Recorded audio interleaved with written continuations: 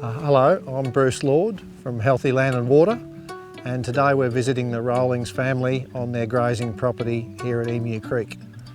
So Bob and the family have been implementing a number of sustainable land management practices. They're long-term land care supporters and drivers in the local land care group.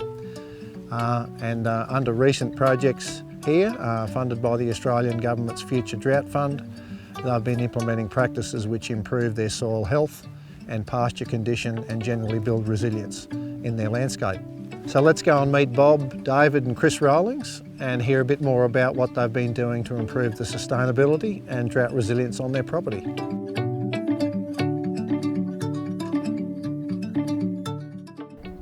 Yeah, Bob Rowlings is my name.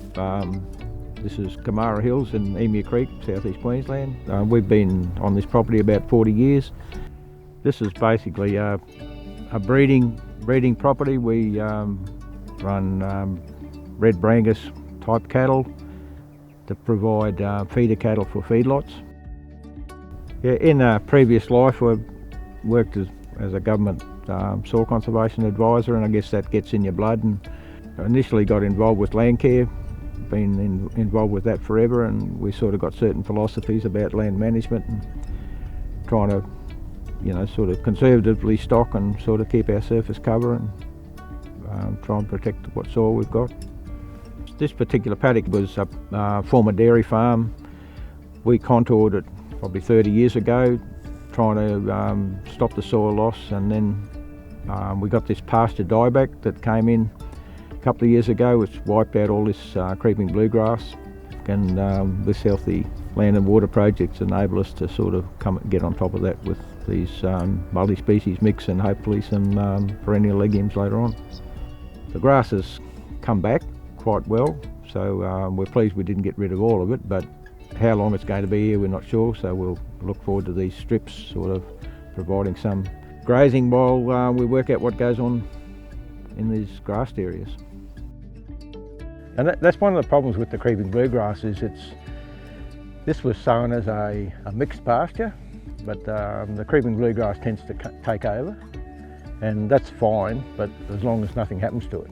Yeah, if we end up with a paddock of weeds, it won't be good. The downside of the monocultures, isn't it? What the project involved was we fenced this paddock in half so we've got more grazing control.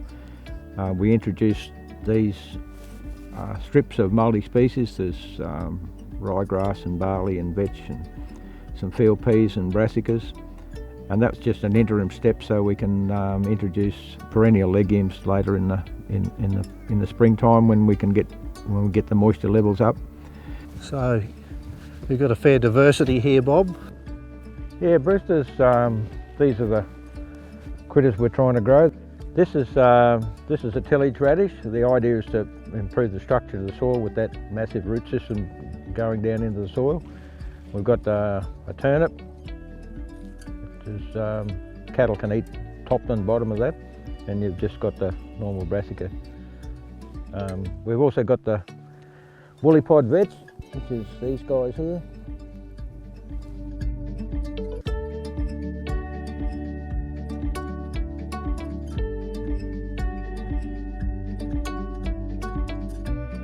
So you've done some initial soil testing here. What's some of the limitations? Being an old dairy pasture, it's pretty well clapped out. We've lost a lot of our nice topsoils, probably been washed down the gully. So what we're missing a lot is the phosphorus, but also micronutrients around boron, molybdenum and a bit of sulphur as well. So we want to try and trial a few things to get that back in there.